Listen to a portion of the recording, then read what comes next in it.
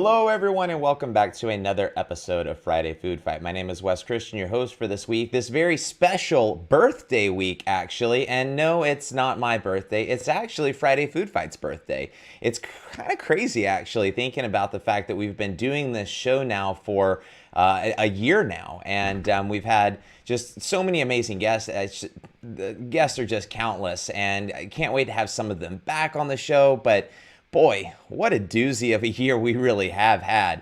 But we have got Mr. Bart Christian on with us again, nationally recognized speaker, and I'm really excited to just have a show with him and I this week and kind of talk about this past year and some of the changes and some of the things that we've seen. And, Bart, I'll kind of turn it over to you. It's great to have you on, and obviously we've been talking back and forth now for the past 12 months. And what significant has happened for you in the past 12 months? Just to kind of do a quick recap. Well, I think I've learned so much about myself and about, the reactions of other people. And, I've kind of made it my mission over the past few months to kind of try to empower people again, show them how they can find that power in themselves, because so many people are feeling powerless now. And that's the one thing I've learned over the last year is that we're not powerless. We have so much power inside of us that but we let circumstances and situations overwhelm us psychologically, and we forget just how really strong we really, really are. So, I guess the biggest thing I've learned over this year is that I'm a lot stronger than I thought I was. And I think there's a lot of people that need to rediscover that within themselves. Absolutely. Yeah. I mean, it's definitely been a testing year. And, some people have, I've heard so many different stories about how people have handled the last 12 months. And some of them will make you just shake your head and say, I'm sorry, you did what for the past 12 months? And, obviously those individuals didn't really handle some of the stresses that got thrown on us very well. I've heard just some amazing stories about people triumphing over the challenges. And I mean, just look at school nutrition. School nutrition is a prime example of an industry that has triumphed and responded versus reacted to the circumstances and situations that we are all going through. And it just has been such an amazing experience in the past year for me, being able to talk with so many people in school nutrition, hear their stories, and hear, the struggles that are unique to individuals and individual districts, but are universal across the board that we're all dealing with, and how everyone is really handling those different situations. The thing I find most interesting about the way people react to things is, you said it. You've seen some people that if you kind of shook your head and go, "What are you doing?" and you've seen other people just flourish during this time. What is the difference? What's it if you take two people from virtually identical backgrounds and put them into the same situation, give them the same tools, the same things to work with, and why does one flourish and one doesn't? And I don't think it's got that much to do with how intelligent you are, because if you're a child nutrition director, you're a smart person. You've accomplished things. You're able to do a multitask and do multiple things. So it's not an intelligence thing. I think so many times we handcuff ourselves. I heard a guy say one time that our greatest enemy is it was a pogo. Pogo said, "We've met the enemy, and it is us." And sometimes that's the truth. I mean, we paralyze ourselves, given the same tools. One person does well and one person doesn't. It's got so much to do with what's going on up here, I think, more than what's going on out here. If that makes any sense. 100%. Yeah. I mean, it definitely is. I think it also has a lot to do with your perspective on the situation. And again, going back to, it is a lot upstairs versus, being, around us in an environmental type of a way. But it has to do with the way that we're looking at the situation. Is this a doom and gloom situation where, the world is coming to an end, or is it an opportunity for us to grow and to learn more about ourselves, to learn more about our family? We've talked to so many guests over the past 12 months who, we ask them, what's one thing that you're obsessed with right now, and, I can't tell you how many people responded with, I'm obsessed with my family right now. And that's just one thing that I've really, kind of gone back to time and time again, over the past 12 months, is just how important those connections, those relationships are around us.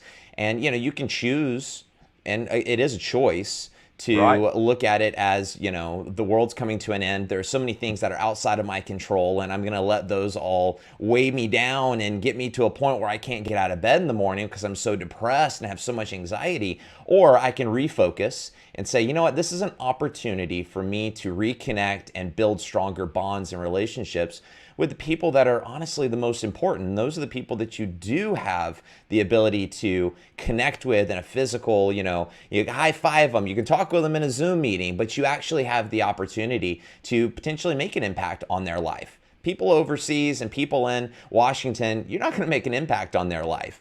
There's nothing, you stressing out about those situations are not going to change those situations, but actually focusing on the things that you do have control over, I think that's another key piece to it. Well, I've said this to audiences all across the country hundreds and hundreds of times, is that when I recognized the things that I had no control over, Mm-hmm. and I stopped stressing over them, my stress level went down dramatically. Yeah. When you and I both have met Jack Canfield, and I've had the opportunity to share the stage with him a couple of times. And he is the author of, as everybody knows, Chicken Soup for the Soul. And Jack told me one time sitting behind stage, he said, Bart, if you can master this one little formula, and it's in all his books, but if you can master this one little formula. And I said, what's that formula? And he said, E plus R equals O. I said, okay, so what happens if you master that? He said, the world changes. He said, the world changes. He said, you see everything differently when you understand that events plus your response or reaction equal the outcome. I said, well, Jack, you can't control the events and you can't really control the outcome. He said, that's true. He said, what you control is how you react or respond to it. And he said, you can greatly influence the outcome if you react in the correct or respond in the correct way. And so many people react to situations. They knee-jerk. It's just like when you take a medicine. You take a medicine and it doesn't work on your body and you get sicker. They say you're having a reaction. And that's what most people do when things don't go their way. They have a reaction. They just react. And then they don't they wonder why things don't turn out the way they want them to.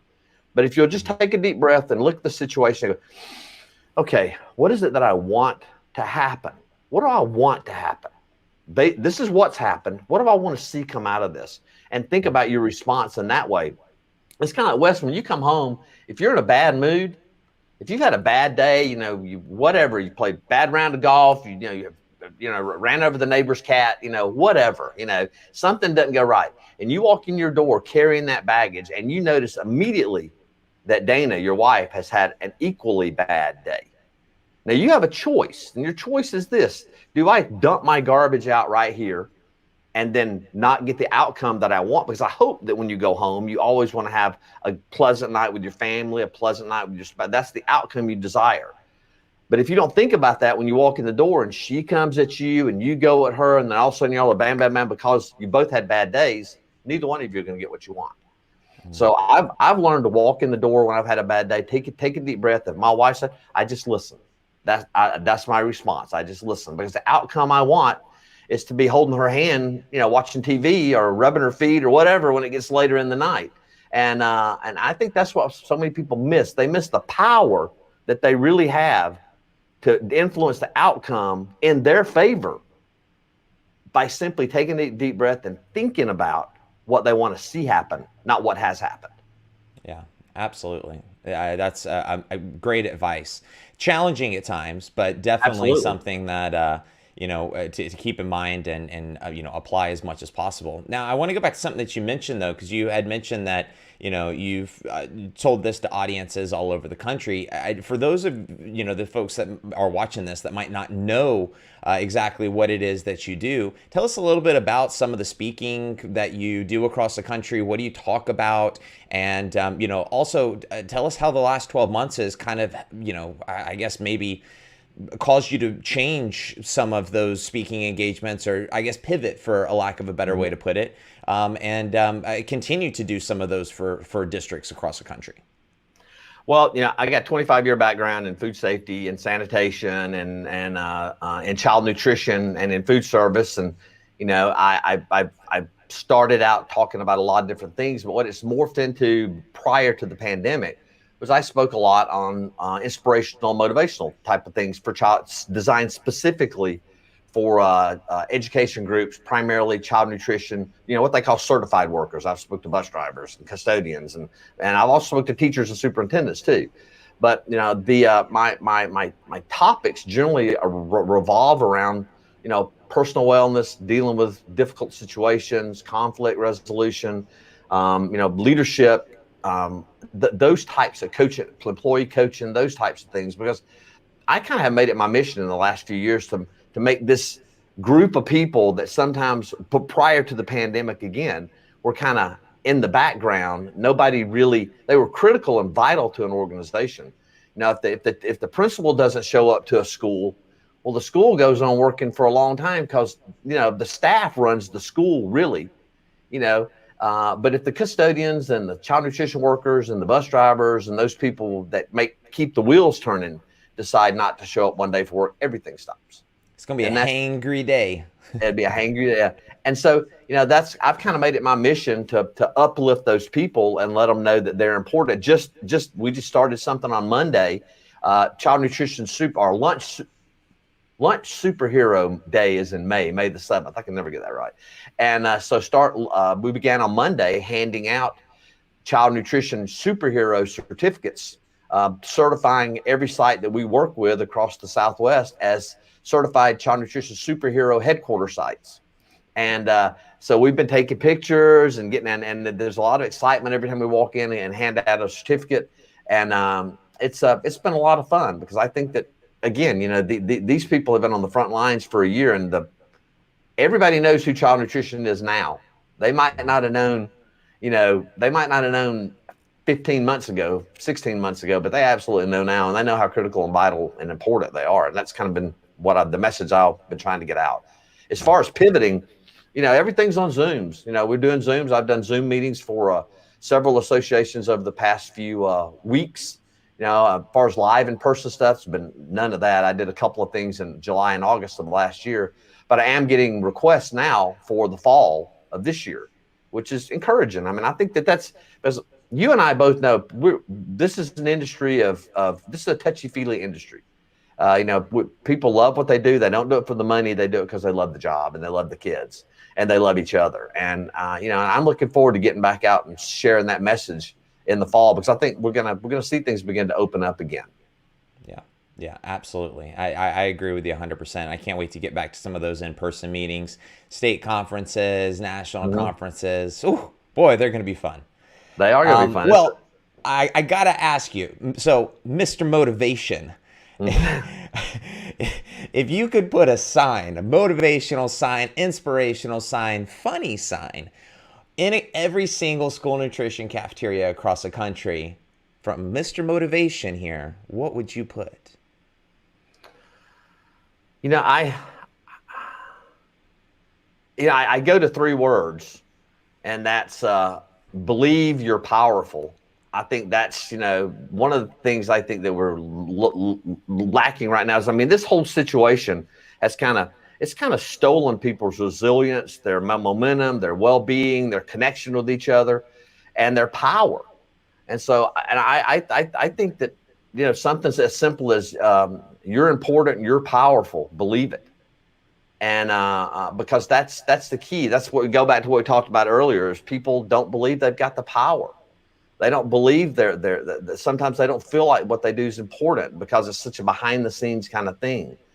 But, I think something like that, you're important, you're vital, you're powerful, believe it. I love it. I love it. A lot of your motivation and things I, would assume come from, readings and studyings. I know that you're an avid reader. I know that you love to, constantly grow from an educational standpoint. What's a book or a magazine, an article, a podcast, an audio you've listened to, a movie you've watched that has inspired you over the past 12 months? Well, in the last 12 months, and I'm going to get maybe a little spiritual with you guys, but, in the last 12 months, I've made a real study of the Bible. I'm not an expert, but there's a whole lot of life advice there and a whole lot of good stuff that people can use. And I made a study of the book of Proverbs and the book of Psalms. and ran through the New Testament again. And I think, I just kind of opened my eyes to a lot of different things that I didn't know. And then there's so, I mean, it's so funny. I had a guy tell me, Zig Ziglar, I had the great opportunity to spend some time with Zig Ziglar one time. And I kind of confessed to him that I had stolen a few stories from him. And he laughed and he said, well, I stole them all from Moses. He said, because, there's nothing new. It's all just how you say it. Yeah. I did reread The One Thing, which I think is a fantastic book. I did reread The Compound Effect, and I'm in the midst right now of reading Darren Hardy's new book called Roller Coaster Entrepreneur, which talks about pivots. It's talking about the ups and downs of life, the ups and downs of business, and how you can and how important your response to it is. That when things don't necessarily go your way, and they're not always going to go your way, and you and I both know that it's not what happens to you, it's how you deal with it's how you respond to what happens to you. So I guess that's the book I'm reading now, is The Roller Coaster Entrepreneur by Darren Hardy. Very good. I've read all of those books. Excellent, excellent books. In the past 12 months, it's interesting because I still do subscribe to motivational books and, inspirational books, things of that nature, business related books. Mm-hmm. Yeah, but I've been rediscovering fiction books here recently. And I think that there is a lot of, at least I have found a lot of, kind of a new understanding of just how my mind works and the things that motivate me just by reading fiction books. Mm-hmm. And I'm not learning anything that I'm going to go and apply to business or necessarily my personal life, but it's really just helped me to get back to enjoying the little things. And not stressing about, things that are, again, out of my control, or stressing about things that just need patience. And I think that with, fiction books, it allows me to kind of have that disconnection. And I think that disconnection from, we've talked about it, the home, work, balance, and kind of, making sure that you're, balancing all the different things in your life in an appropriate manner, and giving every, aspect of it and not equal, but an adequate amount of attention. Mm-hmm. With that, I think that there's a lot of power in disconnecting as well. And you can do that disconnection in my opinion, in a lot of different ways. Some people meditate, some people work out, some people might read fiction books. Maybe it's you watch a movie. But I think it's so important. And I've really kind of found this over the past 12 months because I kind of gotten away from that personal time. It kind of was all blending together, and it's easy to do that. It's easy to take work home with you, and then your home life becomes your work life, and your work life becomes your home life, and all these different things. But having those boundaries where you can say, you know what, work is done. This is family time. And then, okay, well, your family's done in the evenings. We got 15, maybe 30 minutes before bedtime. Read something that's just entertaining, just to relax the mind and just not think about work or family for a few minutes. Mm-hmm. And I can't tell you how it has just so greatly improved my daily mood every single day. Not so much that I'm, thinking about the book or thinking about, something along those lines, but it just makes me smile sometimes. And it sounds silly potentially, but it's just, finding those little things that bring joy to your life. I feel like are just so important right now. I could not echo that and agree with that more. And we just finished talking about a pivot. We just finished my first course that we're going to be offering to people on personal wellness in a crazy world. And one of the modules in the course is called "It's Okay to Be Selfish," because it's okay to be selfish. Sometimes you have to be selfish. Sometimes you have to make sure that you're guarding yourself, because you can't give from that which you do not have. And if you're not guarding your peace of mind, if you're not guarding your attitude, if you're not guarding your joy, then you're not going to have any of that to give away to anybody else. And I think that's the key thing you have to understand about that, is it's okay sometimes to tell people, no, I can't do that. It's okay to block yourself off for 15 or 20 minutes. I get up every morning about an hour earlier than I probably should or would have to just simply so I can read and meditate and journal, because that's my quiet time, and that's what keeps me it keeps all the marbles in place. Yeah. Yeah. You mentioned Zig Ziglar a second ago, and I'm just curious. I've never asked you this question before, but besides Zig Ziglar, who is a person that you feel is a mentor to you? Someone that is maybe that you've learned from over the years? Well, a friend that I know, somebody who's guided me through the child nutrition world, is two people, two retired directors, two former presidents of the the School Nutrition Association, and that's Miss Nancy Rice from Griffin, Georgia, and Karen Johnson from Yuma, Arizona. Two very dear, close friends that really helped me to navigate my way through my early days in child nutrition. And I don't know that I would be sitting right here today if it were not for those two people. Another person that is kind of like a Zig Ziglar kind of person to me, who's really expanded my thinking and made me understand that there's, that as far as business goes, and as far as personal development goes, and that's Jim Rohn. Jim Rohn. Nobody's ever listened to Jim Rohn. He's been passed away. He's gone on many years ago, but he is a very smart guy, very intelligent, very easy to listen to, and full of wisdom about life and about business and about personal development. Actually, he's Darren Hardy's mentor too. Darren Hardy worked for Darren Hardy, who wrote Compound Effect and Roller Coaster Entrepreneur. Was what he shares that same thing. But a lot of similar kind of information when you read Darren and listen to Jim. Yeah, no, Darren definitely echoes Jim in so many ways, and Jim Rohn is just an amazing influencer over the years. Mm-hmm. And I find that I got a question for you. How about you? For someone that has been influential in my life? Yeah, what's that? I hear you talk about a lot of people, but what's the things who turns you on? Well, and not to blow smoke at you, but I have learned a ton from you over the years, and I credit you to actually getting me in the school nutrition industry, because I get asked that question all the time when I'm, on a golf course and just making small talk with people. How did you get into that line of work with working with school nutrition departments? And the honest answer is I would have never gotten, honestly, probably exposed to this had it not have been, working with your company and the Southwest, and then ultimately, loving the industry so much that, wanted to do something a little more on, a larger scale, and, starting, Food Handler Solutions and School Food Handler. But, that you have been a major influence, and just, having exposed me to this since I don't even know how long it's been. 12 years old. Yeah, it's been a long time. I mean, there's still people in Arizona that, I'll go and see that call me Baby Bart, because I was literally a baby just about, going into schools with you and, servicing kitchens from, early on. So a major influence with getting me into school nutrition.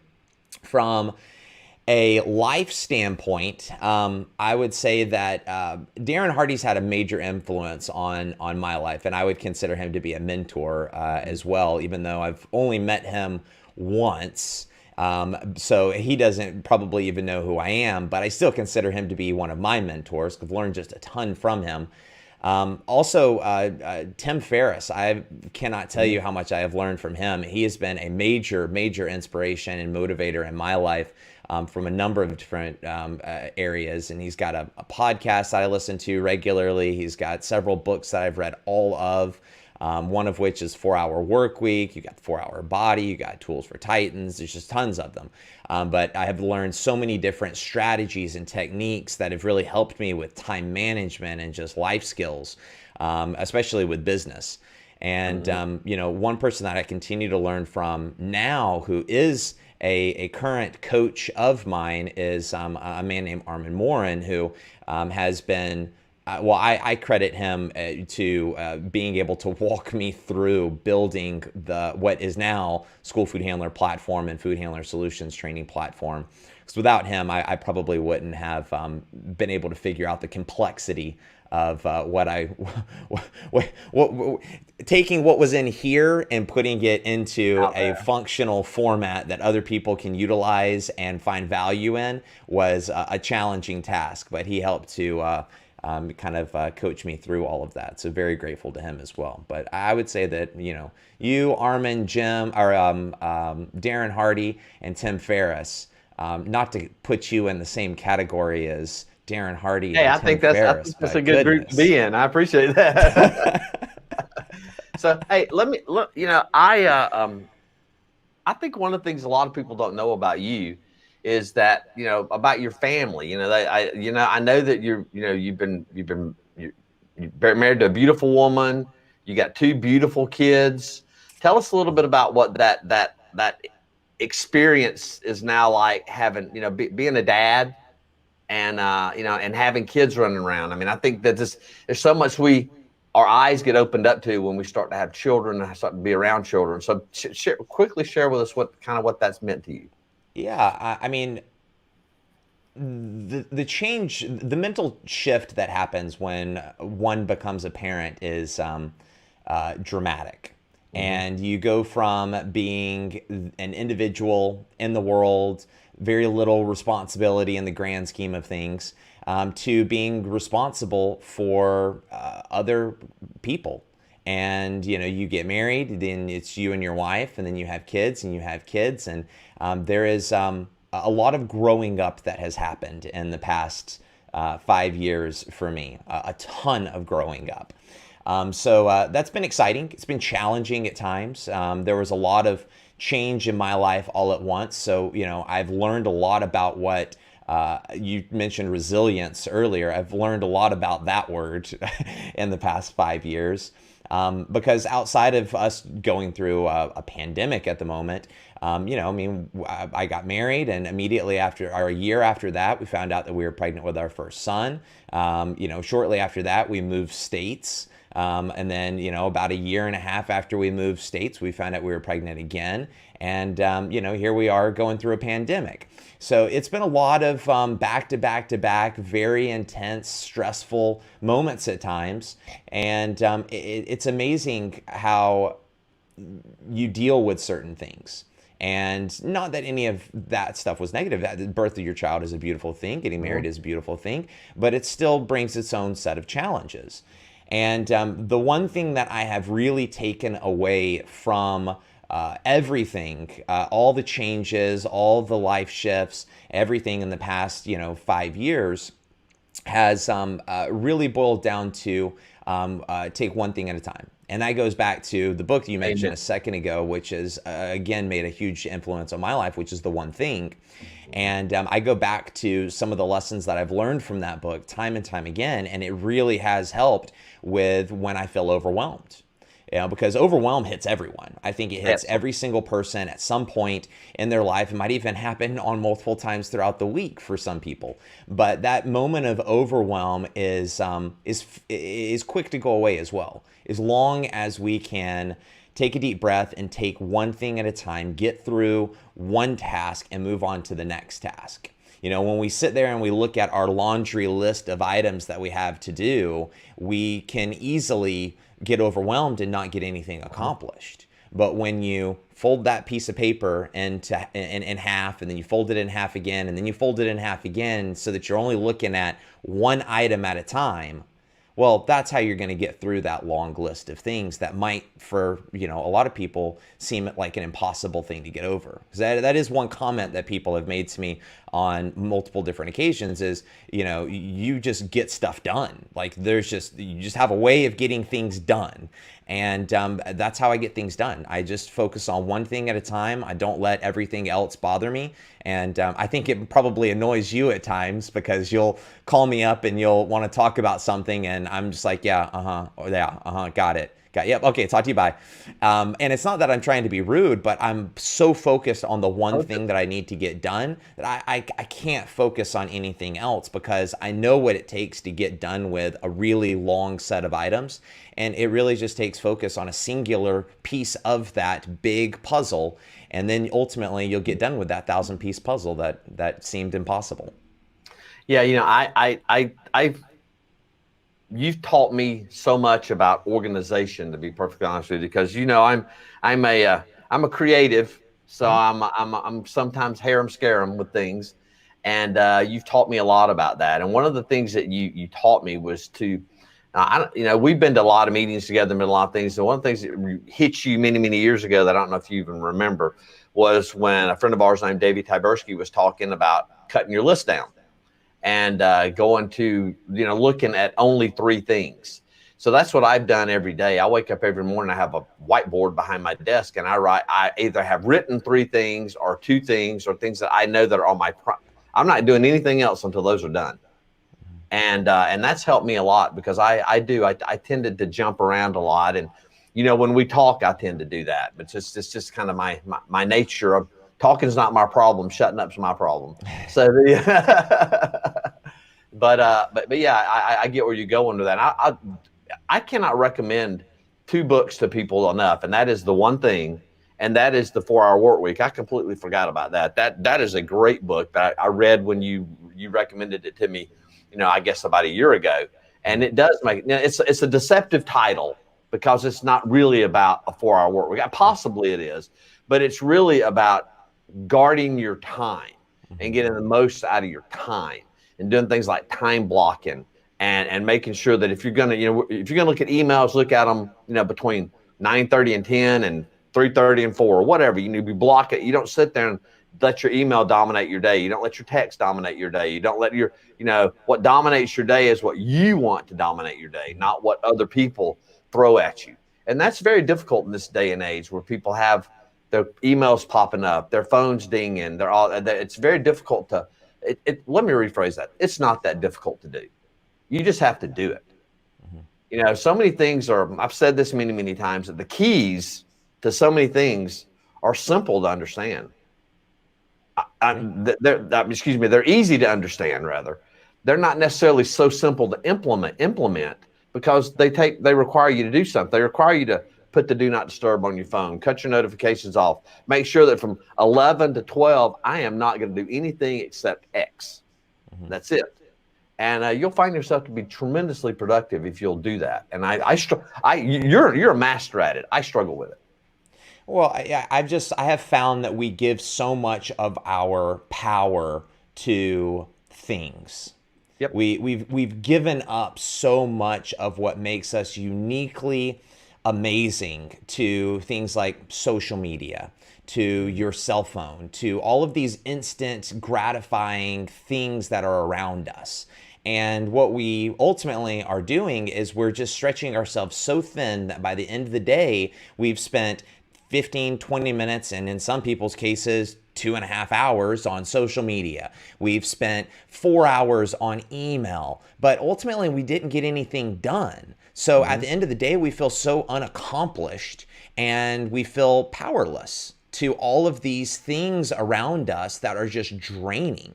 So when you apply some of these tools like you're talking about with, some of the things you'll learn from those books, if you, decide to, go and pick one up, is that you can get that power back. You can feel that sense of accomplishment at the end of the day, which ultimately is it's an avalanche effect or a snowball effect. It builds over time, and you can ultimately over time get more and more and more accomplished, which isn't, for some people, you might be saying, well, why do I want to get more accomplished? I just wake up this morning, I do the same thing every single day. I go to work, I come home, I, play with, the family, and then I get up and do the same thing.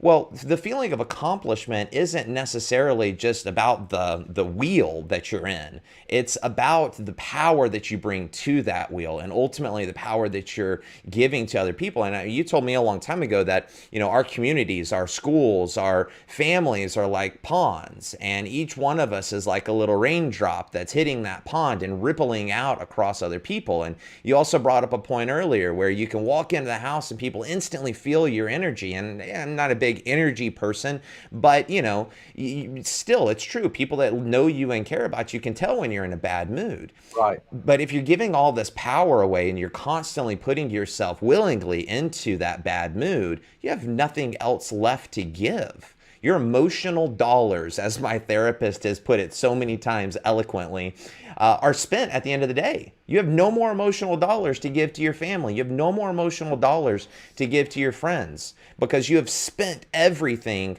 on stuff that really doesn't mean anything in the grand scheme of things. So it's just that power of refocusing. You know, the good book says, love thy neighbor as you love yourself. Okay. And I've interpreted that to mean this, and I'm no expert, but you know, this is my, what I've taken it to mean is that, you know, love thy neighbor as you love yourself. Would you flip that? If you don't love yourself, you can't love your neighbor, you know, and your neighbor could be your wife, your kids, whoever's close by. But you really have to guard that in yourself. And you're right, the stuff steals it from you. And I can't tell you how many, I talk to people all the time, and I'm in different civic groups, and I work at the food bank and things like that. I talk to people, and I catch people that are in bad moods, and that I can tell that their power's gone. I can tell they're you know, their battery's empty. They have no more emotional cash to give out. And I ask them one simple question. I said, hey, what's your favorite news show? And they'll tell me, and I say, whatever it is on TV. And I said, well, how often do you watch it? Well, we try to catch it every day. And I'm like, okay, let me challenge you to do something. Stop that for a week and see how you feel in a week. Just fast. Take a fast. The world ain't going to change. I'll tell you, I haven't watched news for months. I'm talking about months, like 7, 8 months. I have not watched the news, and I feel great. I know what's going on because I read. But I did an experiment for about what caused me to take this news fast. I did an experiment for about 2 months. I just watched a Sunday news show. I watched one single Sunday news show every Sunday. And you know, from Sunday to Sunday to Sunday to Sunday, not much changed. Mm-hmm. Not much changed. So I woke up and something woke up on my mind and said, why are you doing this to yourself? And people do it to themselves every day. They listen to, music that is that doesn't uplift them. They read things that don't uplift them. They let somebody else tell them how to think from 1,000 miles away, and they wonder why their emotional wallet is empty. And I that's, you can put your finger on that pretty quickly. And I feel so strongly that people need to step away from the world so they can protect their world. Because the world and my world are two different things, and the world honestly doesn't have a whole lot of effect on my world 99.5% of the time. Yeah. And I think people need to recognize that. Yeah, I agree with you. Since we're on the topic and we're getting close to our end of our time here, so I got just a couple more questions and then we'll kind of wrap things up. When we're talking about protecting our minds and we're talking about emotional dollars to be able to bring to the things that really matter in life, what's something that you've either spent emotional dollars on or physical dollars on or just invested in that you feel has made an impact on your life, your happiness?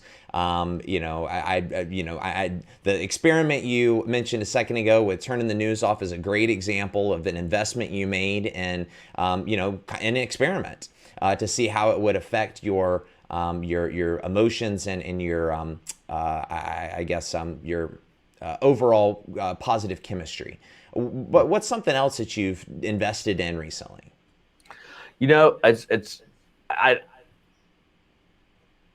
I can't overemphasize the importance of investing in journaling. People are going to go, well, how's that an investment? Well, it's an investment in time. I spend about 10 to 15 minutes a day writing out just a single page in a notebook about this big. Every single day I write in that. Every day I write in that book. And what I found myself doing mostly now for the last few months is writing basically prayers because I think I get things out better when I do that. And I complain and I fuss and I write out my thoughts, but there's a cleansing to it. There's such a cleansing because we hold so much inside of us, and it seems we get overwhelmed. And a guy told me one time a long time ago, and it was the greatest piece of advice. He said, put a notepad by your bed. If you can't sleep at night, set up, write down what's on your mind on that notepad, because the mind holds things because it's afraid it's going to get lost sometimes. And when you journal, you get those things out of your mind and onto a piece of paper in a book, and your mind all of a sudden goes, okay, it's safe. So I can let it go because it's safe. Second thing I did is I've really gotten into goal setting. I've really started doing goal setting more and more and more, and reviewing my goals. Because what I went back scrolling through old journals, just reading, sometimes the crazy things I would write. And I found some goals that I had written down. And you know what? I hit them all. I didn't review them. I wrote them down 2 or 3 times, but I hit every single one of them. And it made me I realized there's a lot of power in these goals. Once you put it on a piece of paper, once you write it, once you give it life, then it's sort of kind of, it's like you said, an avalanche effect. It just sort of starts, the universe, God, the world, whatever makes things move in your favor. But you have to get it out of your head, because Brian Tracy made a great comment one time. He said, goals not written down are simply dreams. That's good. And writing things down, journaling, goal setting, that's an investment I made in the last year. I've really become very, very religious about it. Yeah, and I think that goal setting and journaling is an amazing tip for people, and that's one thing that I've tried to do in my life, for the past 10 years, and it's just made a massive difference. Because there was I can't remember who said it, but it was an analogy of an archer being able to hit a target. Do you know the quote that I'm trying to think of? No, I know Zig Ziglar has talked a lot about you can't, an archer can't hit a target that you can't see. Yeah, you blindfolded. Yeah, he said that was the story is this. There was this great archer named Howard Hunt, and Howard Hunt was the greatest archer in the world. Howard Hunt could shoot. He could shoot bows of arrows and split arrows with arrows. Fantastic. But he said, I will tell you this. He said, on any day, I can be a better archer than Howard Hunt. He said, any day I would be a better archer than Howard Hunt. He said, and I've never even picked up a bow and arrow. And he said, provided that we put a blindfold on Howard Hunt and spin him in circles 2 or 3 times before we let him shoot. And the moral of that is, you can't hit a target you can't see. Right. And you can't hit a target that you're not oriented to. And that's very true. Goals, right? You can't, people say, God, I wish I felt better.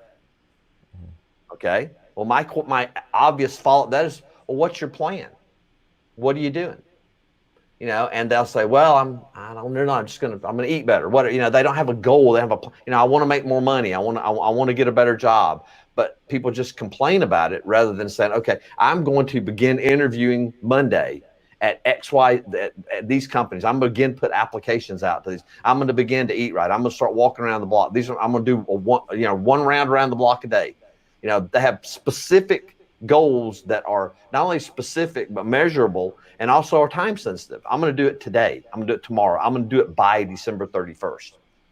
Those kind of things.